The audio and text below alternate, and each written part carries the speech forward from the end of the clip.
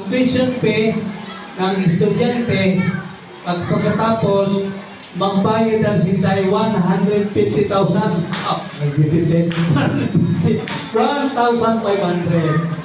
Ang hindi bayaran lang. Wala sila bayaran ng tuition or any else.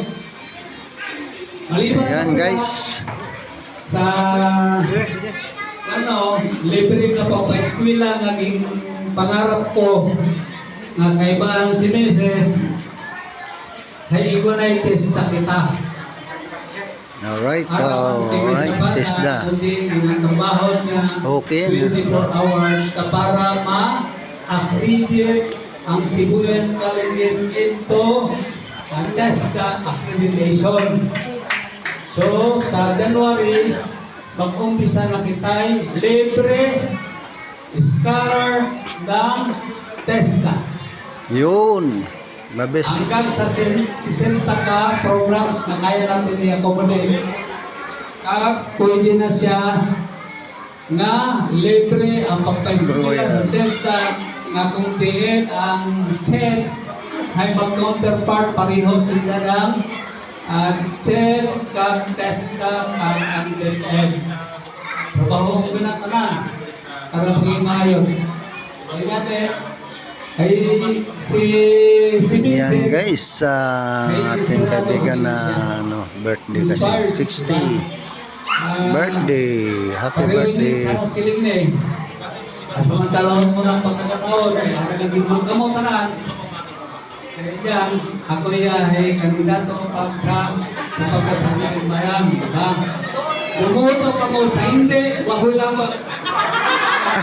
Diba? Kasi ako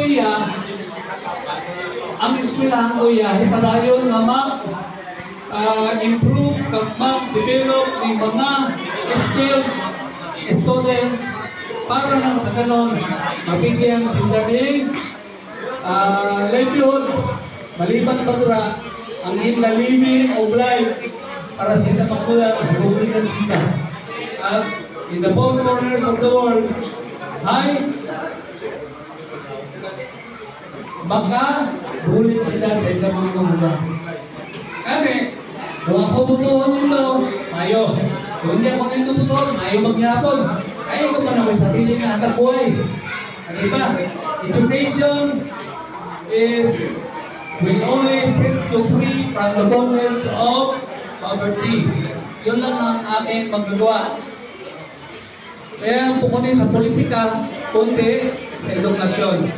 TESDA, CHED, DepEd, ara na, package na para sa ito.